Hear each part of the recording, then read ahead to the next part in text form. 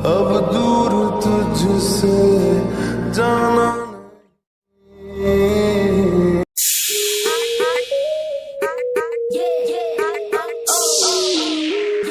আসসালামু আলাইকুম ভিউয়ার্স, আশা করছি আপনারা সকলেই ভালো আছেন। তো প্রথম যে স্ট্যাটাস ভিডিওটা দেখলেন, এটা মেকিং করার জন্য আমাদের কিছু ম্যাটেরিয়ালস প্রয়োজন হবে, যার লিঙ্ক ভিডিও ডেসক্রিপশন বক্সে পেয়ে যাবেন। এবং আমরা এটা ক্যাপকাট অ্যাপ্লিকেশনের মাধ্যমে কিন্তু মেকিং করব।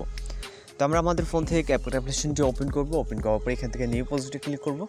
তারপর এখান থেকে যে ফটোস অপশনে চলে যাবো, আমরা যেই ফটোটাতে ভিডিওটা মেক করতে চাই আপনি যে কোনো একটা ফটো সিলেক্ট করে নিতে পারেন আপনার মতো করে। দেন এখান থেকে আমরা অ্যাড অপশনে ক্লিক করব। অ্যাড অপশনে ক্লিক করার পর ইন্ডিয়া অটোমেটিকলি রিমুভ করে দিব। তারপর এখান থেকে আপনি ফটোতে ক্লিক করে আপনার ডিউরেশনটা যতটুকু রাখতে চান, এখান থেকে 20 সেকেন্ড 15 সেকেন্ড যতটুকু ইচ্ছা রাখতে পারেন। দেন আমরা এখান থেকে ফরম্যাটটাকে চেঞ্জ করবো। এর জন্য এখান থেকে নিচে দেখবো যে ফরম্যাট অপশনে ক্লিক করার পর এখান থেকে আমরা যেই প্ল্যাটফর্মের জন্য মেক করতে চাই, আপনি যদি ফেসবুকের জন্য 1:1 করে নেবেন, দেন ইউটিউব বা বিভিন্ন প্ল্যাটফর্ম আছে, আমি টিকটক যে প্ল্যাটফর্মটা এটা সিলেক্ট করে নিচ্ছি। নেওয়ার পর এখান থেকে আমরা ফটোতে ক্লিক করবো। ক্লিক করার পর আমরা আমাদের ফরম্যাট অনুযায়ী আমরা এটাকে ফুল স্ক্রিন করে আমরা ঠিক পজিশনে এটাকে বসিয়ে নেব। ওকে, তো তারপরে এখন আমরা এই ফটোর একটু অ্যাডজাস্টমেন্ট করবো। এই জন্য ফটোতে ক্লিক করবো। ক্লিক করার পর এখান থেকে অ্যাডজাস্ট অপশনে ক্লিক করব। ক্লিক করার পর এখান থেকে আমরা যে কন্ট্রাস্টটাকে কিছুটা হাই করে নিব এখান থেকে। তারপর যে স্যাচুরেশনটা আছে, স্যাচুরেশনটাকে আমরা মাইনাস করে দিব। ওকে, তারপরে এক্সপোজারটাকে আমরা কিছুটা বাড়িয়ে নিব। ওকে, তো এই অবস্থায় রাখার পর এখান থেকে টিক অপশনে ক্লিক করবো। তো পুরো ফটোটা কিন্তু আমাদের এরকম থাকবে। থাকার পর এখান থেকে আমরা ওভারলে যে নিচে যে ওভারলে অপশন, এখান থেকে আমাদের যে বলছে যে ম্যাটেরিয়ালসগুলো ভিডিও ডেসক্রিপশন বক্স থেকে আপনারা ডাউনলোড করে নিতে পারবেন। ওকে, আমি যেগুলো স্টেপ বাই স্টেপ আপনারা ফলো করবেন।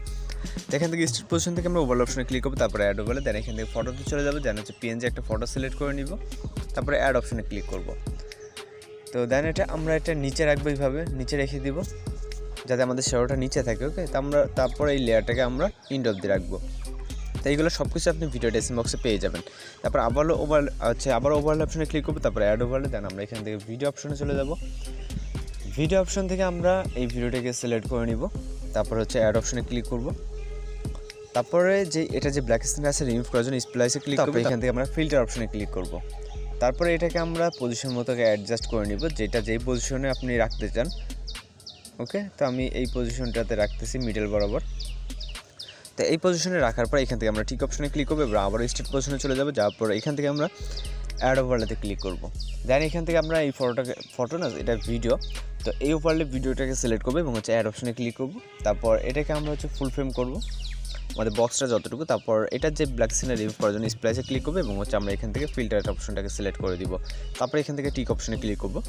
তারপরে আমাদের তুষারপাতের যে ইফেক্টটা দেখছেন, তো এটা অ্যাড করতে হবে। এটা লিঙ্ক ভিডিও ডেসক্রিপশন বক্সে দেওয়া থাকবে। এখান থেকে অ্যাড ওভারলেতে ক্লিক করবে। তারপর এটাকে আমরা সিলেক্ট করবো এবং অ্যাড অপশনে ক্লিক করব।